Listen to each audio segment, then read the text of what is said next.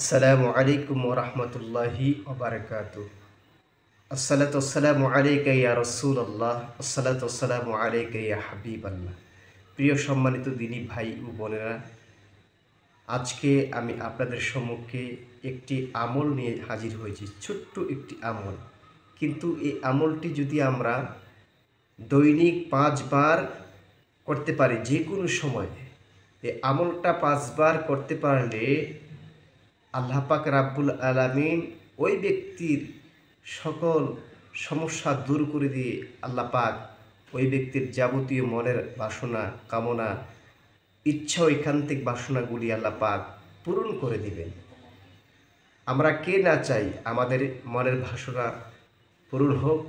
সব কিছুর মালিক হচ্ছেন আল্লাহ, যিনি আল্লাহ পাক রাব্বুল আলামিন যাকে দয়া করেন, যিনিকে মায়া করেন, একটু দয়া করেন, তারই মনের আশা আল্লাহ পাক পূরণ করেন।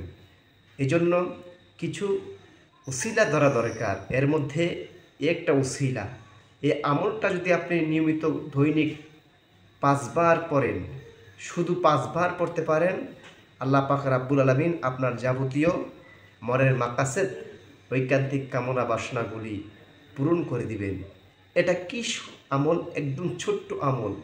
আপনারা যদি শোনেন বলবেন, হুজুর এই আমলটা পড়লে, হ্যাঁ, আপনার এই আমলটা করলেই আল্লাহ পাক আপনার মনের সব কামনা বাসনা পূরণ করবেন। কিন্তু নিয়তটা সহি রাখতে হবে। সে আমলটি কি? সে আমলটা হচ্ছে ইয়া রব্বানা, ইয়া রব্বানা, হে আমাদের রব, ইয়া রব্বানা, হে আমাদের রব। এই আমলটা ৫ বার পড়বেন, ৫ বার।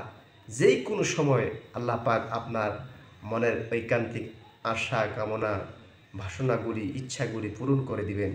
আল্লাহ পাক যেন আমাদেরকে আমলটা করার তৌফিক দান করে।